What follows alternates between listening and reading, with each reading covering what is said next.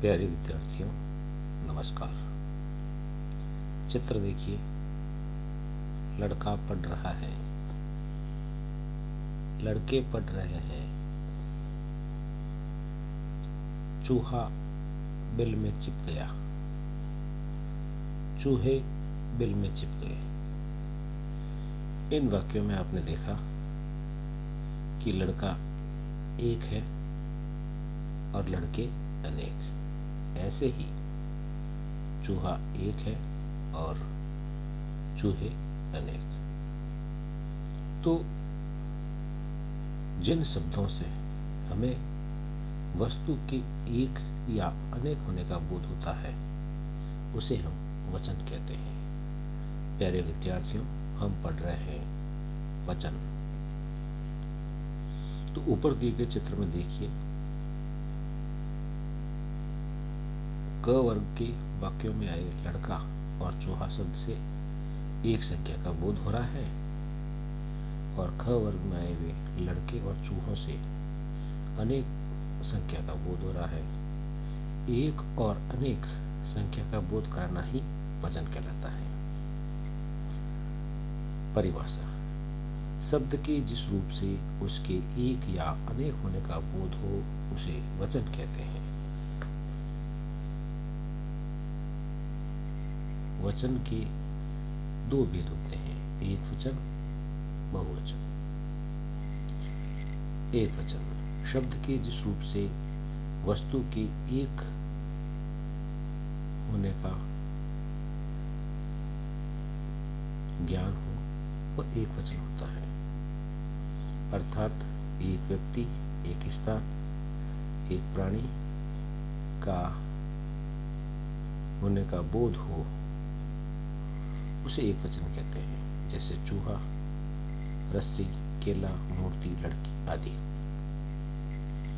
ऐसे ही बहुवचन शब्द के जिस रूप से उसके एक से अधिक होने का बोध होता हो उसे बहुवचन कहते हैं।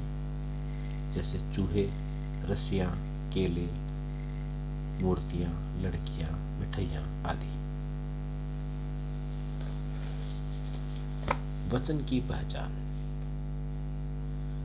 वचन की पहचान दो प्रकार से की जाती है। नंबर 1, संज्ञा सर्वनाम शब्दों के द्वारा।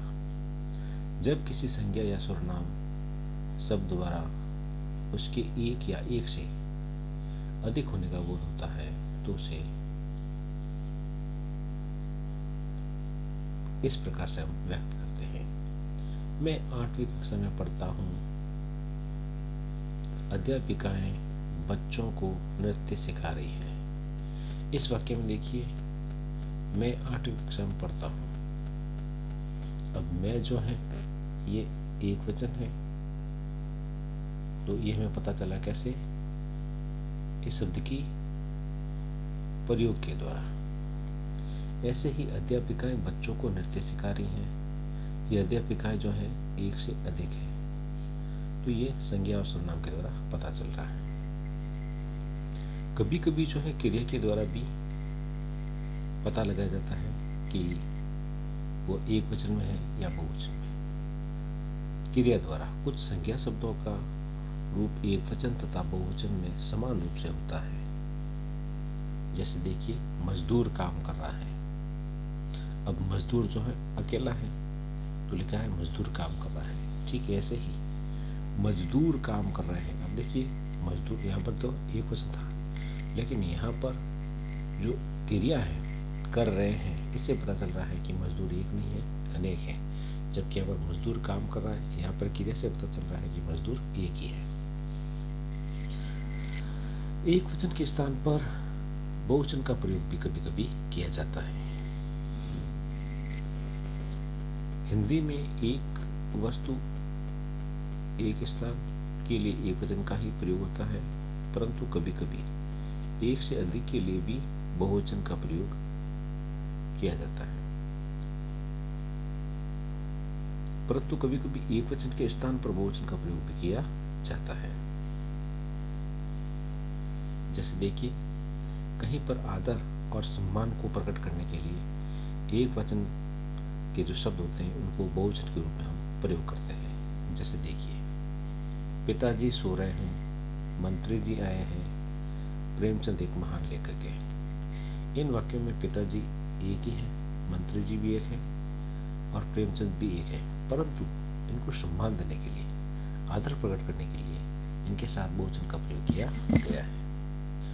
ऊपर के इन सभी वाक्यों में पिताजी, मंत्री जी और प्रेमचंद एक वचन है, परंतु इनके लिए आदर सूचक व्यक्त करने के लिए ये बहुवचन की क्रियाओं के रूप में प्रयोग किए गए हैं। कभी कभी बड़प्पन दर्शाने के लिए मैं के स्थान पर हम का प्रयोग भी किया जाता है। जैसे नेताजी बोले, अभी हम एक सभा को संबोधित करने जा रहे हैं। अब देखिए, नेताजी तो एक है, लेकिन वो अपने आप को बड़प्पन बताने के लिए, अपना तो रेस्पेक्ट ज्यादा दिखाने के लिए वो मैं के स्थान पर हम का प्रयोग कर रहे हैं।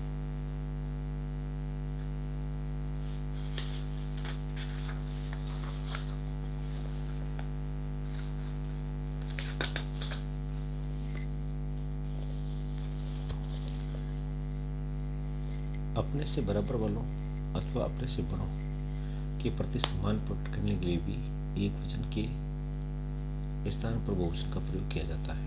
उदाहरण, रचना ने अपनी सहेली से पूछा, क्या तुम भी सिनेमा देखने चलोगी?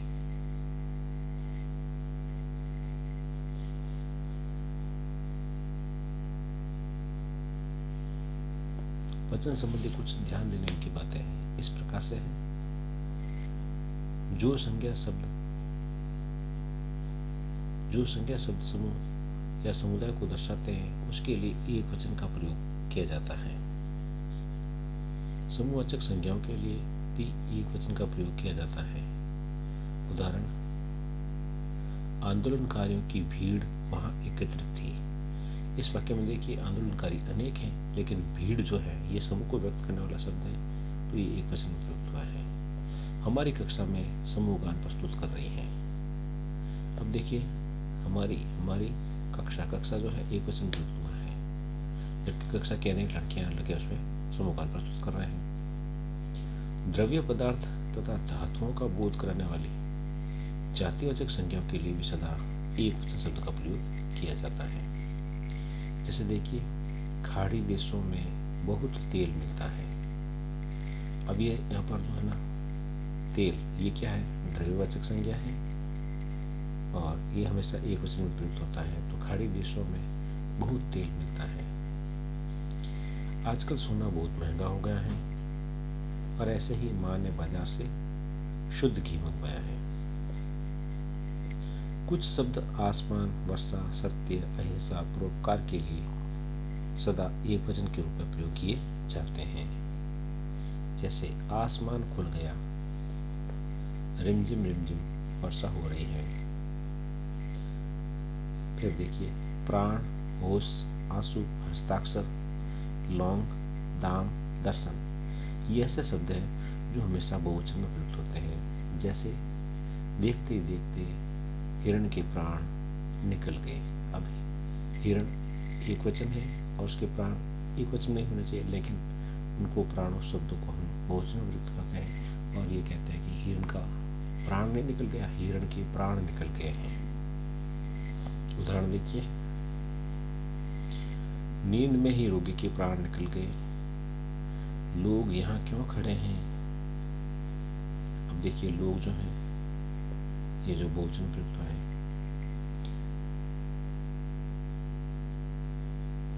इस पत्र पर मैंने अपने हस्ताक्षर कर दिए हैं। हस्ताक्षर भी जो हमेशा बहुवचन में प्रयुक्त होता है। सब्जियों के दाम बहुत बढ़ते जा रहे हैं। वचन बदलने के कुछ नियम इस प्रकार से हैं। अकारांत स्त्रीलिंग शब्द के अंत में अ के स्थान पर ए लगा करके बहुवचन बनाते हैं। क्या है नियम? अकारांत शब्द जो कैसे होने चाहिए? स्त्रीलिंग, उनका अगर हमें बहुवचन बनाना है तो अ के स्थान पर ए लगा देंगे। गाय, गायें, रात, रातें, भैंस, भैंसें, पुस्तक, पुस्तकें, टांग, टांगें, बाह, बाहें, झील, झीलें, बात, बातें। याद रखिएगा जहाँ पर ए की मात्रा लगती है वहाँ पर ऊपर बिंदी का प्रयोग जरूर करना है। ऐसे ही देखिए आकारांत स्त्रीलिंग शब्द जो होते हैं उनके अंत में आ के स्थान पर भी ए लगा करके बहुवचन बनाया जाता है। जैसे देखिए कथा, कथाएं, गाथा, गाथाएं, छात्रा, छात्राएं, माला, मालाएं, घटना, घटनाएं,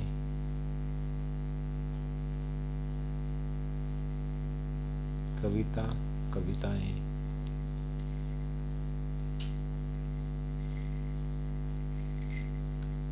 कन्या, कन्याएं, पाठशाला, पाठशालाएं।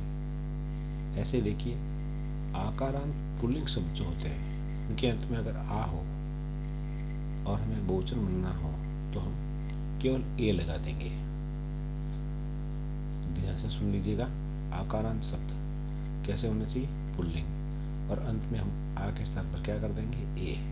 बेटा, बेटे, पंखा, पंखे, लड़का, लड़के, केला, केले, किस्सा, किस्से, तोता, तोते, भेड़िया, भेड़िए, लोटा, लोटे, संतरा, संतरे, बकरा, बकरे। यहाँ ध्यान देने योग्य बात यह है कि हमने वो पढ़ा था आकारांत स्त्रीलिंग शब्द हो और उनका बहुवचन बनना हो तो ए लगाते हैं, जबकि आकारांत पुल्लिंग शब्द हो और बहुवचन बनाना हो तो केवल ए लगाते हैं। और ए लगाते हैं तो ऊपर बिंदी नहीं लगती है, ए लगाने पर ऊपर बिंदी जरूर लगती है, ध्यान रखिएगा। इसी प्रकार से देखिए इकारांत स्त्रीलिंग शब्द के अंत में या लगाते हैं, यानी शब्द कैसा होना चाहिए, इकारांत यानी ई से अंत होना चाहिए और शब्द का बहुवचन बनना है तो यहाँ लगा देंगे लिपि, लिपियां, राशि, राशियां, पंक्ति, पंक्तियां, रीति, रीतियां, जाति, जातियां, विधि, विधियां, तिथि, तिथियां, समिति, समितियां। ऐसे ही ईकारांत स्त्रीलिंग शब्दों के अंत में या लगा करके भी, या लगाने पर भी बहुवचन बनाया जाता है, परंतु याद रखना है कि जो ई होता है उस ई को ई में बदल देते हैं, यानी कि शब्द के अंत में अगर बड़ी की मात्रा हो तो उसको छोटी में बदल देते हैं। जैसे देखिए गाड़ी, इस शब्द में बड़ी की मात्रा है, बहुवचन बनाएंगे तो बड़ी को छोटी में बदल देंगे और यहाँ लगा देंगे तो गाड़ी, गाड़ियाँ, लड़की, लड़कियाँ, पोथी, पोथियाँ, रोटी, रोटियाँ, खिड़की, खिड़कियाँ, थाली, थालियाँ, देवी, देवियाँ, मछली, मछलियाँ, नदी, नदियाँ, साड़ी, साड़ियाँ। ऐसे ही देखिए उकारांत या उकारांत शब्द जो होते हैं इनके अंत में भी ए लगा करके बहुवचन बनाया जाता है, परंतु याद ये रखना है कि उ और ऊ को हम छोटे ऊ में बदल देते हैं। जैसे देखिए बहु, ये ऊ की मात्रा है, बड़े ऊ की मात्रा है, अब इसका हमें बहुवचन बनना है तो बड़े ऊ को छोटे ऊ में बदल देंगे तो बहु हो जाएगा और फिर लगा देंगे ए तो बहुएं। ऐसे ही ऋतुएं, ऐसे ही धेनु तो धेनुएं, वस्तु तो वस्तुएं। कुछ आक्रांत स्त्रीलिंग शब्दों के अंत में अनुनासिक चिन्ह लगाने से भी बहुवचन शब्द बन जाता है। जैसे देखिए गुड़िया, तो हमें कुछ नहीं करना है, केवल ऊपर चंद्रबिंदु लगा देना है। गुड़िया, कुटिया, कुटियां, चिड़िया, चिड़ियां, खटिया, खटियां, झोपड़ी, झोपड़ियां, पुड़िया, पुड़िया। ऐसे ही कभी कभी क्या होता है कि कुछ शब्दों के एक वचन और बहुवचन रूप कभी बदलते नहीं हैं। जैसे देखिए कलम, अब एक वचन में भी कलम रहेगा और बहुवचन में भी कलम रहेगा। नाना एक वचन में भी और नाना बहुवचन में भी। गुरु एक वचन में भी, गुरु बहुवचन में भी। चाचा एक वचन में भी और चाचा बहुवचन में भी। दादा एक वचन में भी और दादा बहुवचन में भी। कवि एक वचन में भी और बहुवचन में भी। कभी कभी कुछ शब्दों के अंत में जन या गण या लोग या वृंद इत्यादि शब्द लगा करके बहुवचन बनाए जाते हैं। जैसे देखिए पाठक, तो इस शब्द के पीछे हम लगा देंगे गण, तो बहुवचन हो जाएगा पाठक गण। प्रजा पीछे लगा देंगे जन, प्रजा जन। छात्र पीछे लगा देंगे वृंद, छात्र वृंद। मजदूर पीछे लगा देंगे लोग, तो मजदूर लोग। ऐसे ही देखिए परसद रहित संज्ञाओं में व तथा आ के स्थान पर ओ जोड़ करके भी बहुवचन बनाए जाते हैं। नौकर, नौकरों ने। माला, मालाओं ने। लता, लताओं ने। गरीब, गरीबों ने। तो यहाँ पर क्या है, केवल परसद, परसद बोले तो कारक चिन्ह का प्रयोग किया गया है। नौकर पीछे लगा दिया नौकरों ने, माला, मालाओं ने, लता, लताओं ने, गरीब, गरीबों ने। संबोधन के लिए बहुवचन शब्द के संबोधन के लिए बहुवचन में शब्द के अंत में यो या ओ लगा करके भी बनाया जाता है। देखिए हे भाई एक वचन, हे भाइयों बहुवचन, हे सज्जन एक वचन, हे सज्जनों बहुवचन, हे मुनि एक वचन, हे मुनियों बहुवचन, हे छात्र एक वचन, हे छात्रों बहुवचन। प्यारे विद्यार्थियों, इस पाठ में आपने पढ़ा कि शब्द के जिस रूप से किसी वस्तु के एक या अनेक होने का पता चलता है, बोध होता है, उसे हम वचन कहते हैं। वचन दो प्रकार के होते हैं, एक वचन तथा बहुवचन। वचन की पहचान दो प्रकार से की जाती है, एक तो संज्ञा और सर्वनाम शब्दों के द्वारा, दूसरी क्रिया के द्वारा। प्यारे विद्यार्थियों, ये पाठ हमने आज आपको पढ़ाया है और पाठ का शीर्षक था वचन। पाठ आपको चित्र से समझ में आया होगा। अब हम आपसे अगले किसी और पाठ में आपसे पुनः मिलेंगे। आप अपना ख्याल रखिएगा, सुरक्षित रहिए, घर पर रहिए और पढ़ते रहिए, सीखते रहिए और अपने प्रिय चैनल हिंदी.संस्कृत.गुरुदेव चैनल को सब्सक्राइब करना न भूलें।